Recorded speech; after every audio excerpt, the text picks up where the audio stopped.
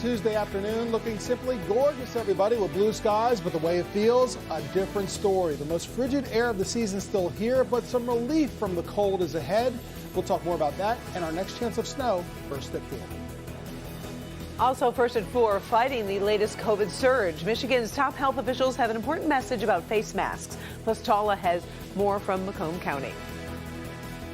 More and more schools in Macomb County are enacting mandatory mask protocols, but for how long? And why one family says too little too late. Live from downtown Detroit, home of WDIV and Click on Detroit, Local 4 News First at 4 starts now. Good afternoon, everybody. I'm Karen Drew. First at 4, state health leaders are urging us to double down on personal COVID precautions, but they're not issuing any new mandates during the aggressive surge. During a news conference today, Michigan's chief medical executive gave this assessment of how quickly the virus is spreading. We're entering into a new phase of the pandemic. This is no longer something that's causing a few hundred or just a few thousand cases around the state. This is something that is really taking off. The numbers we've been following support that observation, with the latest 7-day positivity rate under 33%. That number doesn't include, of course, the people testing at home or those who may be asymptomatic. The state's case numbers are the highest we've seen in the pandemic, going up for all age groups, especially for those who are 20 to 29 years old. That's an age group that's less likely to get vaccinated. The chief medical executive repeated that hospitals across the state are under a severe strain. During this surge, the advice remains the same. Get vaccinated, get boosted if you're eligible. Also, face masks, we are told, are more critical than ever, and experts suggest you probably need to upgrade the mask you wear. What has become more important than ever as we look at Omicron and how transmissible it is that the role of well-fitting, high-quality masks is even more important, especially in indoor or crowded public settings. We recommend that you upgrade to a well-fitting K95 mask or wear 2 well-fitting masks for increased protection.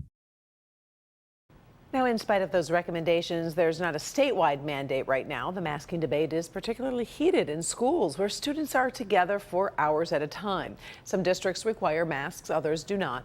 Today, Paula Tutman caught up with a family over in Macomb County that feels it's paying a price for the lack of a consistent policy.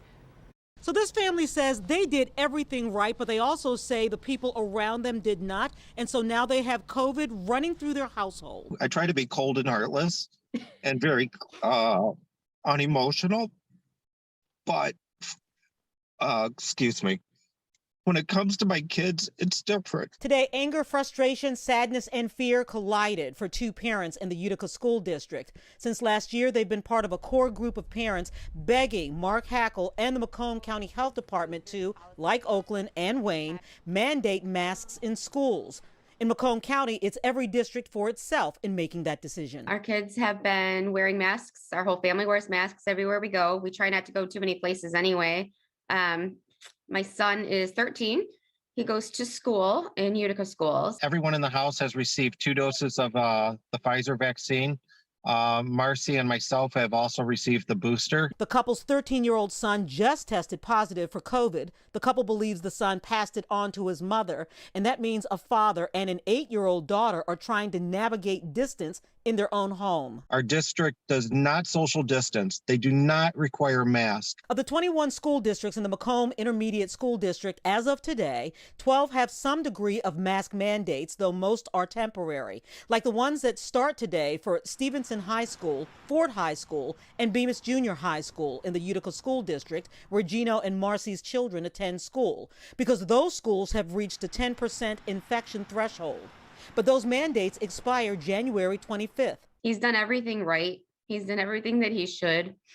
And I don't even know how to tell him that, life isn't always going to be fair, but this is really, really hard life lessons at age 13 and 8. Today, Utica Community School District sent this written statement. Our district has consistently used a multi-layered approach to address COVID-19 and is working closely with the Macomb County Health Department. Our protocols and procedures follow the guidance of our local health department and are focused on providing our students stability and full in-person learning through the school year. This approach has included temporary use of face coverings or remote learning in classes, grades, or schools that are experiencing and increased community impact. And the Utica School District says it has no plans to change its current strategy. Paula Tutman, Local 4. Also in Macomb County, Richmond schools shut down for at least a week because of a higher rate of teacher infections.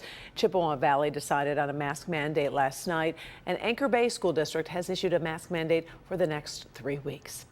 Meantime, Governor Gretchen Whitmer is hoping Michiganders can put political differences aside and get vaccinated. She says the pandemic cannot end if more new variants are allowed to emerge. We also asked her about a shortage of COVID tests. We have placed an order with the federal government to get more tests into Michigan. We've made supplies available to, our local departments of public health. We're continuing to boost those supplies, but we do have a lot of federal resources that have been sent to Michigan. I'd love to get a supplemental through the legislature quickly that is focused on healthcare and helping our hospitals, helping our communities make sure that families and businesses have the tools they need to stay safe. Now, you may remember the governor's husband recently tested positive for COVID. The governor says he continues to recover and isolate himself while she continues to test negative. We are getting a first look at the winners of the North America Car, Truck, and Utility Vehicle of the Year. Ford took 2 of the 3 awards. The Ford Maverick was named 2022 North American Truck of the Year. The Ford Bronco was named the North American Utility Vehicle of the Year. The Honda Civic won Car of the Year. We also learned the North American International Auto Show will make its return this year after a break due to COVID. The show will have a higher level of engagement and experiences like never before, both for media and show attendees and the community at large. The show is really going to have an energized, experiential, and community-centric focus. It will be a landmark destination event for our city and our state, showing the world what Detroit, our region, and our great state of Michigan are all about. Auto show scheduled for September 14th through September 25th. Find out what organizers have planned for this year's event when you join us tonight at 5.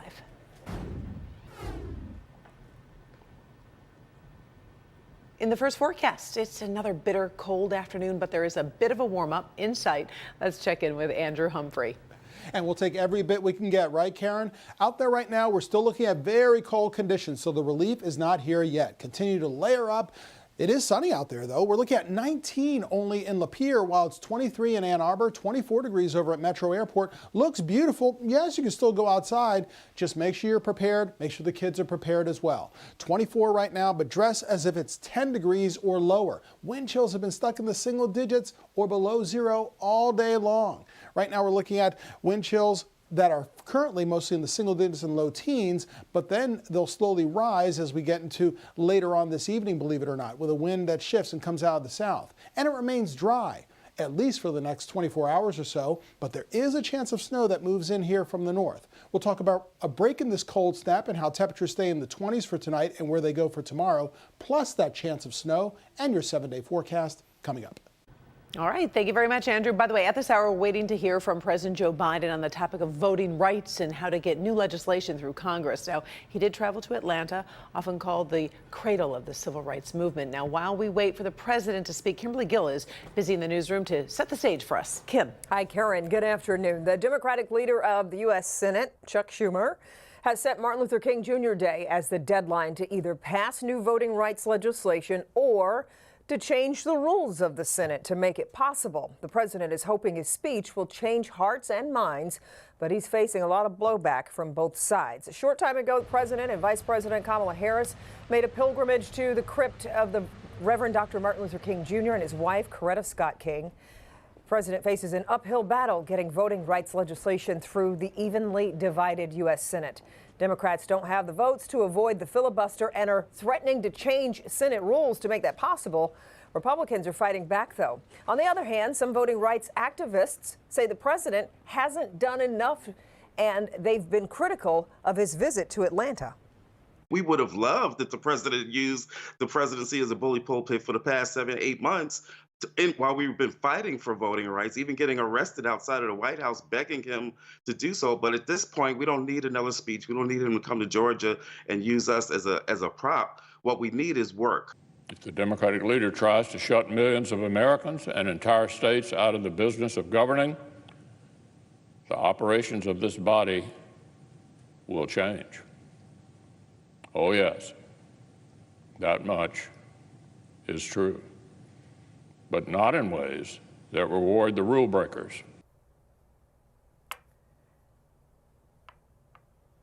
And you can see the president is in a very difficult position, and it gets worse. Moderate Democrats, Senator Joe Manchin and Senator Kristen Sinema, have said they will not support changing the Senate rules unless some Republicans buy in. So that means Democrats wouldn't even have the votes to change the rules. We'll have much more to come coming up on the news tonight at 5. Until then, Karen, we'll send it back to you. All right, we appreciate it, Kim. Sure thing.